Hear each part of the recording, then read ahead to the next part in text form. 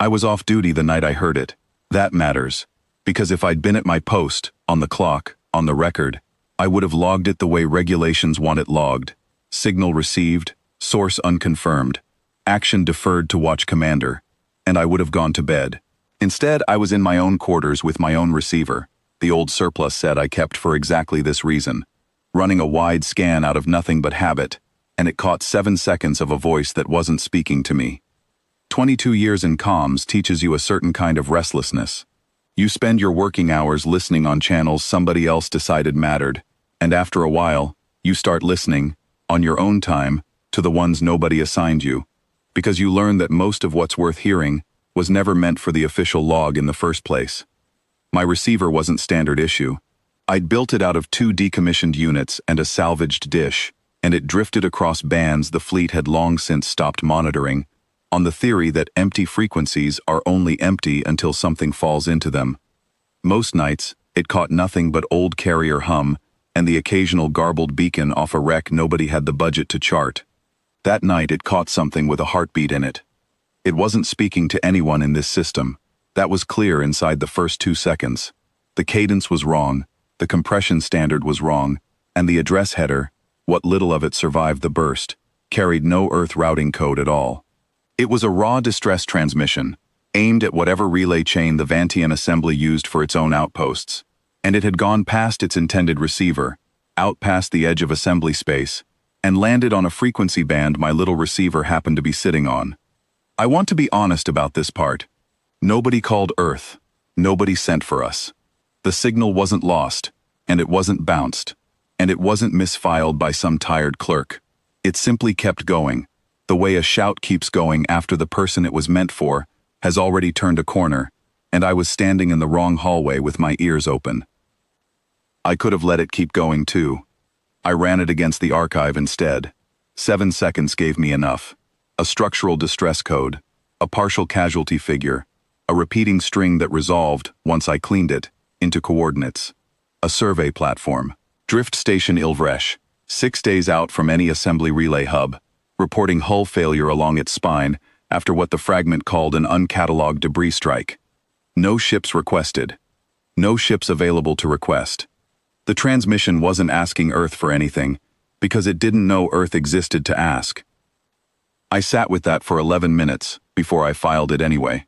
My notes said what I had: the source, the coordinates, the casualty estimate, and one line I wrote knowing it would be read by people with more authority than me. This was not addressed to us, and I am forwarding it because I do not think that should decide what happens next. Then I went and stood in the corridor outside the comms deck, until someone with better clearance than mine picked it up, because I did not trust myself to sleep until I knew whether it had landed anywhere that mattered. It landed on Fleet Auxiliary Command, 3 time zones over, at 4 in the morning their time. I know because the duty officer there called me directly to ask if I was certain about the coordinates. I was. She thanked me in a voice that had already stopped being surprised and started doing math. The math didn't work in our favor. Ilvresh was 6 days from any one of ours too. Further, if you counted the deceleration curve for anything large enough to be useful, a corvette could get partway there and still arrive after whatever window the hull failure gave them. A full response, the kind that looks good in an after-action report, would arrive to find out whether it had been worth sending. I sat in on part of that planning call, not because anyone needed me there, but because nobody told me to leave. The engineering officer laid out 3 ship options and crossed out 2 before he'd finished describing the third. Someone asked, reasonably, why we were spending resources on a platform that had never once acknowledged Earth existed, that hadn't asked us for anything. The duty officer who'd called me at 4 in the morning answered that one herself. The platform hadn't asked because it didn't know it could. That struck me as the whole argument, and nobody disagreed out loud. So Command didn't send ships. Not first. What they sent, inside 4 hours, was data. A compressed technical package burst out at the fastest thing we had, which is not a hull, and not an engine but a signal, and a signal doesn't need to decelerate. It carried Earth's own catalog of hull stress patching techniques for spine fracture geometry, 40 years of accumulated field fixes for exactly the kind of structural failure the fragment had described, and a full radiation exposure protocol built from 3 decades of our own bad luck in deep field debris strikes. Because whatever had hit that platform, it hadn't just cracked the hull. It had opened it to the kind of exposure we'd learned to survive the hard way, a long time before anyone on Ilvresh had a name for it. None of it was translated in advance. There wasn't time. It went out annotated in our own technical shorthand, with a plain apology at the header. This arrived faster than anyone we could send. Use what applies, disregard what doesn't. And then, Command did send a ship after all. A single corvette, 6 days behind the data, and unlikely to matter by the time it got there. I didn't know any of what happened next until the reply came back, forwarded to me because the duty officer thought I'd earned it.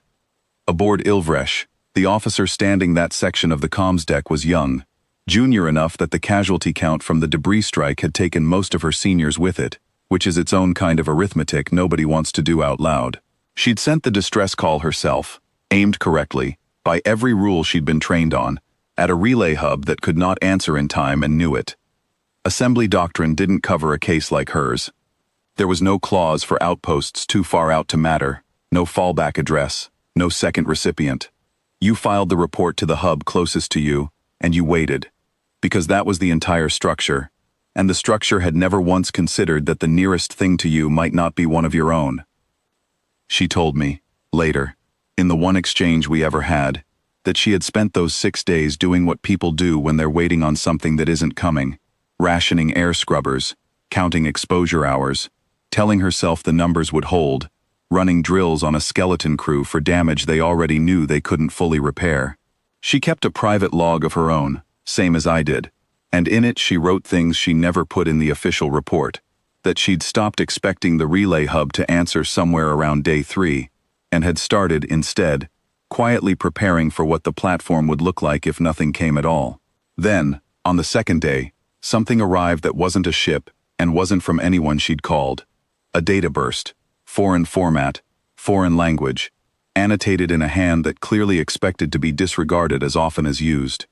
Her engineers ran it anyway, because there was nothing else running toward them, and found that the patching geometry matched their fracture almost exactly, not because anyone had studied their hull, but because a crack is a crack, and enough people have survived enough of them that the shape repeats. They used it. The exposure protocol told them things their own manuals didn't. How long was too long, which symptoms meant stop and which meant push through, which of their own instruments were reading low because of the exposure, and not because the readings were wrong. Her engineers spent 2 full days welding the spine along the fracture lines our diagrams showed, arguing at first over whether foreign geometry could apply to a hull built on different tolerances, and finding, each time they tested a joint, that it held. By the time our corvette finally reached them, 6 days late, by every clock that mattered, it found a platform that had already patched itself, and a crew that had already worked out how sick they were and weren't going to get. The corvette's captain told me afterward that he'd spent the whole approach rehearsing what to say to people who might be dying when he arrived, and instead found people standing at an airlock, upright, waiting to shake his hand and ask, plainly, who had sent the data. She told me she'd expected nothing, and then expected a fleet, and gotten neither. She'd gotten a stranger's homework, sent by people who had never been asked and answered anyway, faster than help could travel. I keep her line in my personal log, not the official one.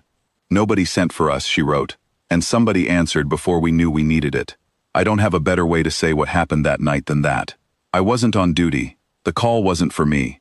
I picked it up anyway, and so did everyone after me, all the way out to a hull 6 days from anywhere, and none of us were ever supposed to be listening at all.